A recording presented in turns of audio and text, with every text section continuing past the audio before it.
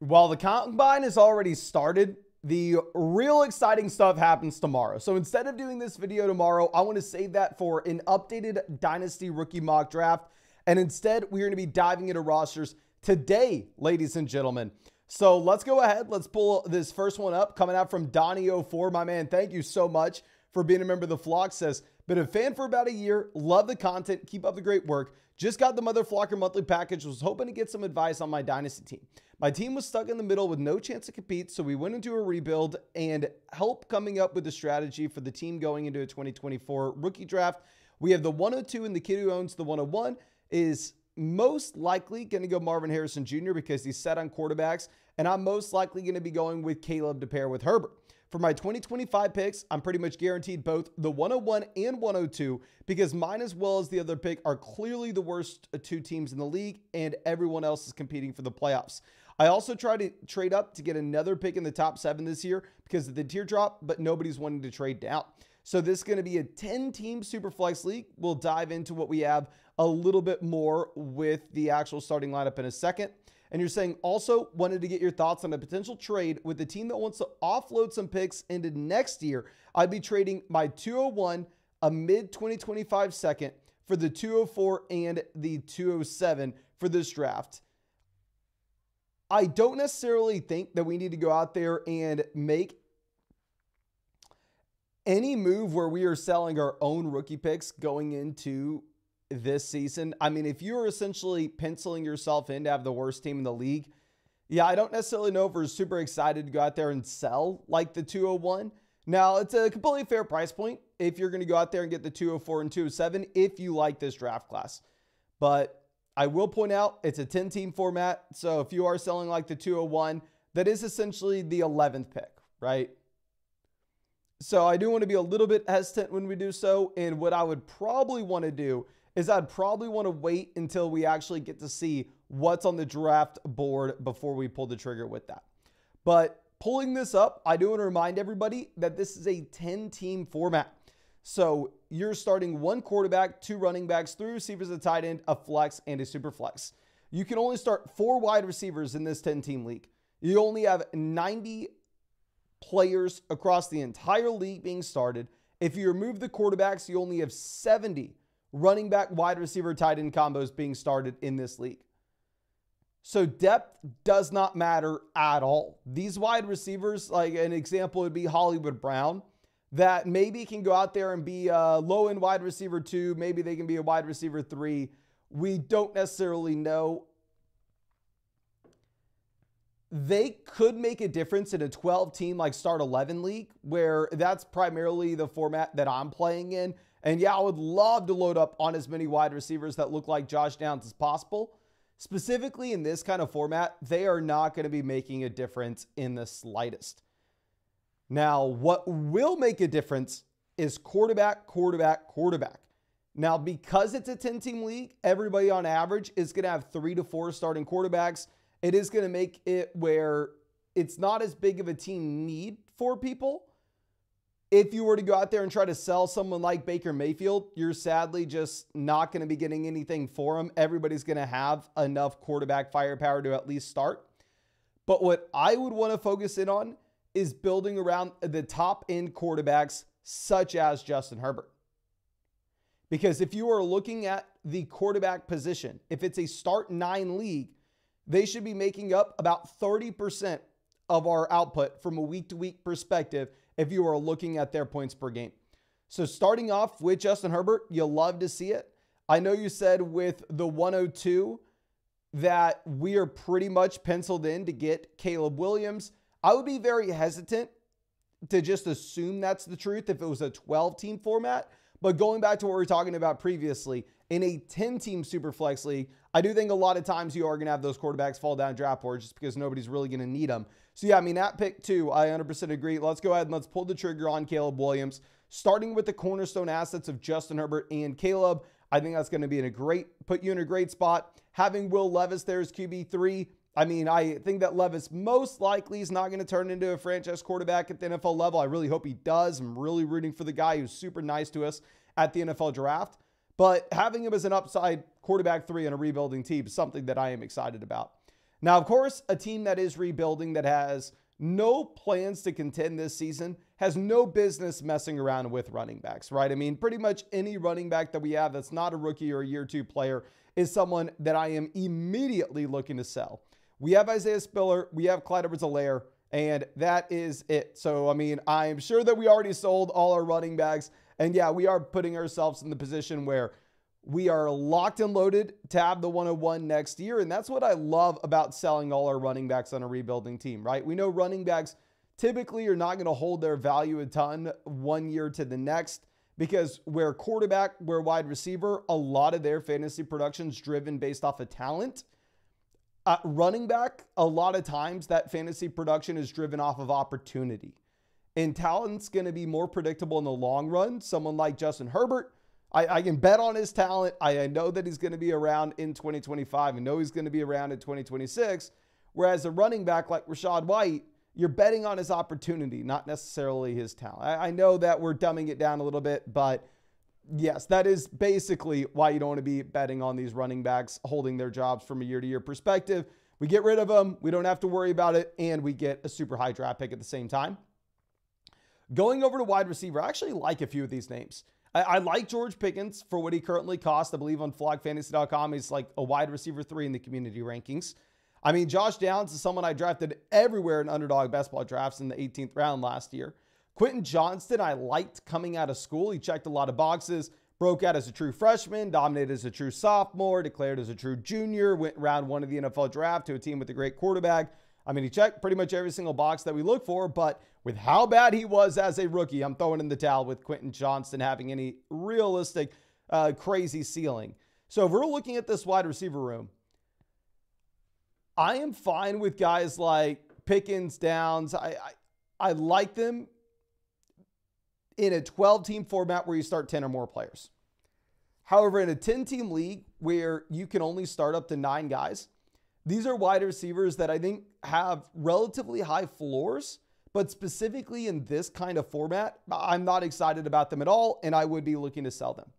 Now, the deal that we would be looking to move with them is we would essentially be trying to make them 2-for-1 packages to get an upgrade elsewhere. Like if you could tell me that you could sell George Pickens and Josh Downs and get a 2025 first, or Josh Downs and Dontavian Wiggs, it doesn't really matter. If we can package any 2 of these wide receivers together and get a future first-round pick somewhere, I think that's going to make a ton of sense, specifically in a 10-team league where it's essentially guaranteed to be a top 10 pick, and these wide receivers that have high floors but maybe questionable ceilings, they're not really going to be moving the needle too much. Going over to tight ends, we have Davis Allen in the starting line. We don't really have anybody at tight end. We have Tucker Kraft, but not super worried about it, right? Just take a couple shots on some of these young tight ends. And then by the time we're ready to contend in 2025, then at that point, we can go ahead and we can reevaluate. But going over to these rookie picks, 102, like you said, we're bringing in Caleb Williams. It's going to put us in a great spot to have the bookend assets of Justin Herbert and Caleb Williams going into the future. You are penciling in yourself to have the 101 in 2025, which I would agree with, especially if you can move off of Pickens, especially if you can move off of Josh Downs and get an upgrade elsewhere. Like if you could move, I know you said you already tried it, but a hypothetical trade, if we could sell, say, Pickens in the 108 to get to a top 5 pick, specifically in this format, I would really like that. Where the 108 looks like it's like J.J. McCarthy, we probably don't want to take in a 10-team league. So instead, it's probably like Brian Thomas Jr. So if you could take like Brian Thomas Jr. and George Pickens and move up to the 105 and get Malik Neighbors, get Drake May, get Jaden Daniels, specifically for a rebuilding team that's shallow where we don't care about wide receiver depth, I would love a move like that. Same thing, you sell Josh Downs with one of these picks and move up inside the top 5. I think we'd do that as well, but I know you already said you tried it, so I'm not going to be pushing too hard. If not, 108, 109, it's way too early to know what we are going to have. Obviously, if one of the top 7 prospects fall to you at either pick, we're going to go ahead and take them. You already know who those top 7 guys are. I think in a lot of 12-team Superflex formats, you're going to end up seeing J.J. McCarthy, if he ends up getting like borderline top 10 NFL draft capital, going at the 8th rookie pick after the top 7 guys. However, with this being a 10-team Superflex format, I'd be less excited about taking him there. You probably still end up doing it because you have picks 8 and 9. But nonetheless, I mean, we're about to get way more clarity with the NFL Combine, way more clarity with the NFL Draft. Going over to the 205 is same kind of story, right? Maybe here you can take a shot on if Jonathan Brooks falls, because keep in mind the 205 in a 10-team league, similar to the 203 in a 12-team format. So if like Jonathan Brooks falls, we can go ahead and we can take a shot saying, okay, maybe he's not going to be much year one, but hopefully in 2025, when he's another year removed from the torn ACL, then at that point, this is someone that can come on. You just have a lot of flexibility with what you can do with these picks. And if you really wanted to go out there and trade a couple second rounders and move into the second round again this year, you can do that.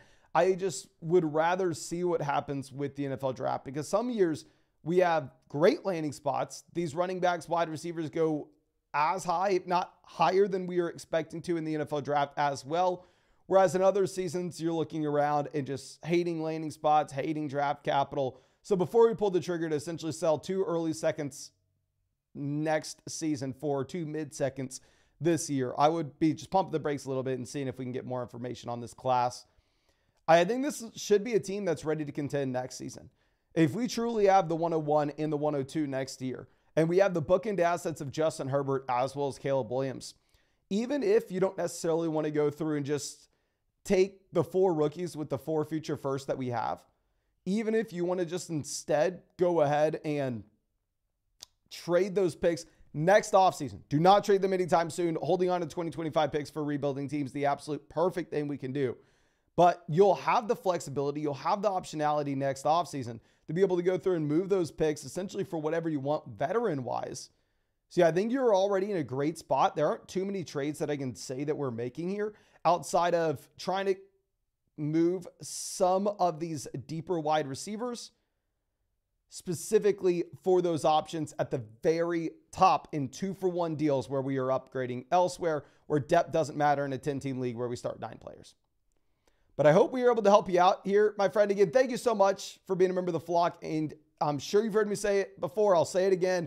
You know I'm investing everything I have into flockfantasy.com. So please, if there's anything that I can do for you, do not hesitate to reach out to me. If there's anything on the site that you want to see that we currently do not have, shoot me a message. I'll get the dev team on it. We just spent the past about month upgrading the hell out of our back end. So we should be able to just create so many cool tools for everybody going forward. So if there's any tool that you want to see on the site that's not currently there, please reach out to me and let me know. But thank you again for everything. I really do appreciate you, my friend. And let's move over to our next team here. And as I pull this up, if you have not done so already, hit that like button, subscribe if you play Dynasty Fantasy Football. And if you want to get your team broken down in either a live stream or an in-depth personalized podcast, whatever you want. I understand not everybody wants their team on YouTube. You can do that on flockfantasy.com. If you sign up to flockfantasy.com with promo code FLOCK, you're going to get 30% off any subscription. Yours truly will break down your Dynasty Fantasy Football team in a podcast or a live stream. And also, you're going to get access to all the premium content of all your favorite creators on YouTube. You're going to get access to our Dynasty Trade Calculator. You're going to get access to all of our Dynasty rankings, our Dynasty Trade Finder, the whole 9 yards. You can take advantage of that with the link in the comment section or description. But going over to our next team is coming out from Curdy Bird. Thank you so much for being a member of the flock, my friend. Says, love your content, Mason. Thanks for checking out the team. Contending right now, had bad luck, just finished our 3rd year. I've been top 3 basically every year, but one juggernaut has won all 3 seasons. Oh, that is a brutal spot to be in. But hopefully I have enough to get over the hump this year. Feel like I should keep my first and seconds just to get younger because we have to compete. Let me know your thoughts, if anything. This is going to be a 2-quarterback league, no tight end premium, half-point PPR, start 9, 12-team, 4-point passing touchdown format. So I know we were talking a lot with the last team saying, oh, start 9, start 9, start 9. Depth doesn't matter. Here it's a 12-team league, so definitely depth's going to matter a little bit more. I don't want to come out here and act like we are just completely ignoring it. But let's go ahead and let's pull this up, ladies and gentlemen. So this is a team where we do want to give the slight bump up to the quarterback position, just like we did with the last one, given the fact that you can only start 4 wide receivers here. Quarterback should make up about 30% of our starting lineup output from a week-to-week perspective. Right now, quarterback, we are sitting with the combo of Jalen Hurts as well as Kyler Murray in the starting lineup. We have Russell Wilson, Mac Jones down there as our quarterback 3. So I believe Russ will be a starter this next year, whether that's in Pittsburgh, whether that's in Vegas. I don't necessarily know, but I'm completely fine with this quarterback room, right? We have the youth and we have the short-term production with Jalen Hurts and Kyler Murray to book in this starting lineup. They're young enough where we're not necessarily worried about their value plummeting anytime soon. They have rushing upside, so they can be very productive in the short term as well. So, I mean, it's a very comfortable spot you find yourself in at quarterback. I mean, I'd say Russ probably safe to be a starter this year. Going any longer, though, is going to be a little bit difficult to predict. I mean, maybe Russ is a starter in 2025. We just have no idea. Going over to what we have at running back, we are currently sitting with Jonathan Taylor, Raheem Mostert in the starting lineup. Going down to what we have on the bench, we have Aaron Jones, Nick Chubb, Jerome Ford. So we have plenty of running back depth, right? I mean, I see Raheem Mostert in that starting lineup and I go, okay, well, while he was great last year, I definitely am concerned about what Raheem Mostert is going to be going forward, considering the fact it's pretty much like a 33-year-old, right? The oldest running back in the NFL, and it's not even really close. But nonetheless, if you have the depth of Nick Chubb, Aaron Jones, I think that we are going to be good at running back, if not great. I am penciling in Jonathan Taylor as a top 5 running back this season. But I do want to point this out because if we are having to go through and if we are having to classify, is this team a rebuilding team? Is this team a contending team? Quarterback, I'd say Jalen Hurts, Kyler Murray, and Russell Wilson are all contending assets, right? Those are pieces you want on a team that's looking to try to win right now. Going over to running back, you have Jonathan Taylor, Raheem Mostert, Aaron Jones, Nick Chubb, Kareem. All of these assets are contending pieces. There's not a single team on this team where we can say, okay, yeah, this is exclusively a long-term piece where we're looking for 2025 and beyond. This is a player that's going to continue to increase in value. Essentially, how we determine if a player is a contending or a rebuilding piece is, can they increase in dynasty value from here on out? I'd make the argument that none of those quarterbacks really can. Maybe Russ, depending on what happens. Maybe bounce back, but probably not. All these assets, you're going to get production, but they're going to lose value going into the future. We can say the same thing here at wide receiver. Stephon Diggs, Cooper Kupp, DJ Moore, DK Metcalf. These assets are producing. These assets are going to help in the short term, but they're also going to continue to lose value in the long term. We go down, we have Christian Kirk, Nico Collins. Oh, great to see Nico Collins. I think Nico Collins is more so a little bit of a cornerstone asset here. But it is very interesting to see the depth that we have at wide receiver currently, where if you look down on the bench with how many starters we currently have on this bench, I mean, Nico Collins, obviously a starter. Christian Kirk, you could start. Nick Chubb, you could potentially start. Aaron Jones, you could potentially start. You potentially have 4 starters here down on the bench. So, I mean, we have plenty of depth with this team. And going over to tight end, we can say almost the same thing, that Mark Andrews is another one of these assets that should be productive in the short term, but we would label as a contending piece in that this is someone that's most likely going down in dynasty value from here on out. So if we look at this across the board, I mean, I would pretty much say that this is a team that you are penciled in to try to contend with. Because, I mean, a lot of times you find yourself in the middle and you go, okay, I have some rebuilding assets. I have some contending assets. I don't necessarily know what's the best direction to go in. And yeah, I mean, you can go through and you can say, okay, let me sell my contending assets and let's go ahead and let's rebuild and let's play for the future. However, with a team like this, there's just absolutely no shot to do so because you would have to sell literally the entire roster. And typically you can find a team or two in your league to go through and buy 2 or 3 contending assets from you. You can find a team to buy Stephon Diggs, find a team to buy Jonathan Taylor, find a team to buy DK Metcalf. But to find another team to buy Kupp, to buy DJ Moore, to buy Market, it just is way too much of an ask. So looking at this, I think you are pushing in to win right now. Looking at the picks that we have the 212, which is essentially nothing, right? I mean, if somehow we get a player, the 212, that's going to make a difference this year, that's great. But another issue with this team is like, there's more than enough depth with the roster. No veteran that you're trading the 212 for is going to be able to come in and really make too much of a difference here with this team immediately. We have our 2025 first and our 2025 second rounder. So I know that essentially the question here is, okay, we're looking to contend. This is probably the last year we're pushing in to win right now. Do we go ahead and do we sell our 2025 first? Do we sell our 2025 second? Do we upgrade the starting lineup? I think the answer to that question very easily could be yes, but not right now. Even on a contending team, this is the perfect definition of a team that is ready to win now. This is a perfect definition of a team that should probably push in to try to win in 2025. And regardless of if we win or not, we possibly punt and we look to rebuild in 2026. So two things. One, it's obvious, everybody, including yourself, we keep our 2026 picks. We maybe want to turn around and turn that into the 101 2 years from now if we can. Two, I know a lot of people, including what I used to do back in the day in Dynasty, is I would look at my team and I'd go, okay, yes, this is a team that we are going to be contending with. That means I need to go all in. That means I need to sell my rookie picks and make sure that we win this league, which 100% can be a way we go about this. But all I would urge and all I would ask for is let's wait until we get to the season. Because when we are in the year, you are going to have so much more clarity on, one, what you would potentially need to trade your pick for. Say, hypothetically, we go through and we trade away our 2025 first right now. We package it with Nick Chubb. We package it with Aaron Jones. And we go out and get Saquon Barkley. I ignore the names, more about the strategy. Hypothetically, we were to go out there and upgrade our running back 2, where we can say, okay, going into the season, I thought running back 2 is what I needed. So we sold our picks to go and solve that issue. And maybe we have a really pretty roster on paper when it comes to March, when it comes to April.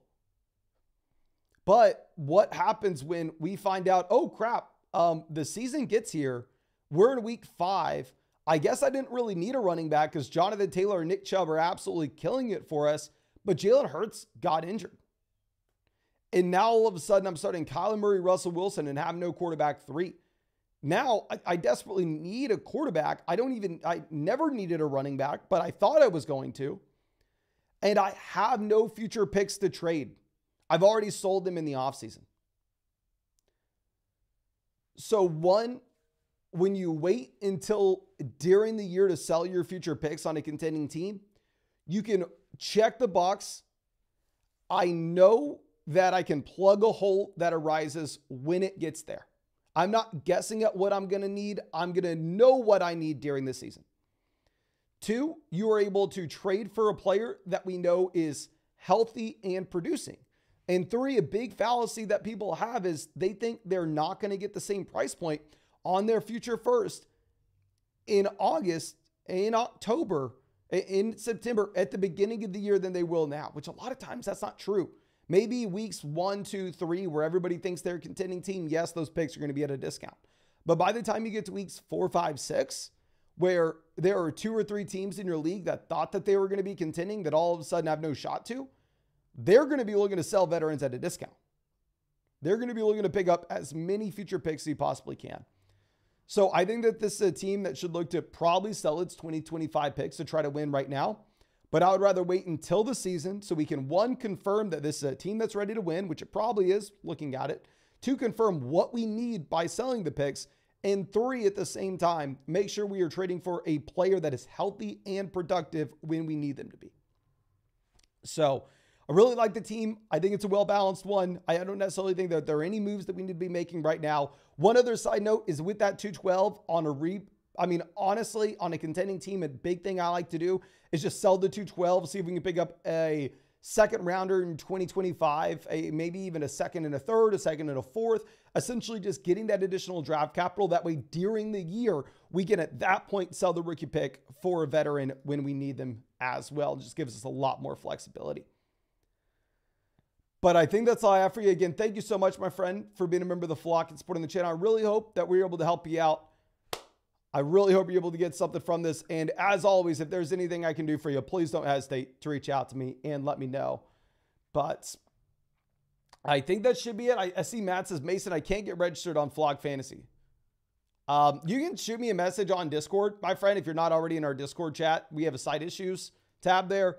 I have not heard any issue of anybody not being able to register for the site. So I'm assuming maybe you're just putting in the verification code wrong or something, because I have not heard that issue once. But yeah, please reach out to me so I can make sure we get that solved. But thank you again, ladies and gentlemen. I really do appreciate y'all. Really hope you have a great day. And again, if you want your team broken down in either a live stream or a personalized podcast, you can find that on flockfantasy.com. There you can also find our Dynasty trade calculator, all our Dynasty rankings, all the premium content of all your favorite creators. And of course, if you use code FLOCK, you're going to get 30% off any subscription, a free week trial, and yours truly breaking down your Dynasty fantasy football team with the podcast. But thank you again, ladies and gentlemen. I really do appreciate you. Really hope you have a great day, and really hope we get to see you out with the live stream tomorrow night when we get those official combine numbers.